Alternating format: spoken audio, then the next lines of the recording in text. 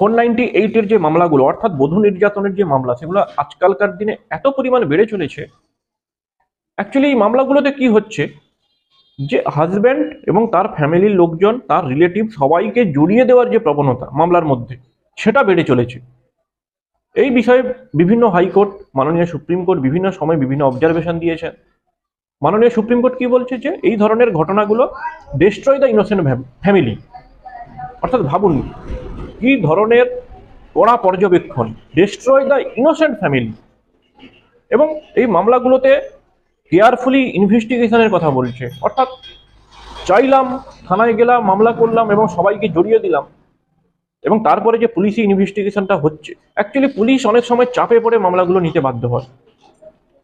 এটা ফ্যাক্ট, অনেক সময় চাপে পড়ে মামলাগুলো নিতে বাধ্য হয়। কিন্তু যদি অপরপক্ষে আমরা দেখি যে ফ্যামিলি বা হাজব্যান্ডের রিলেটিভ বা তার যে ফ্যামিলি মেম্বার, তাদের বিরুদ্ধে যে মামলাগুলো হচ্ছে, সেগুলো তাদের বিভিন্নভাবে হ্যারাস করছে।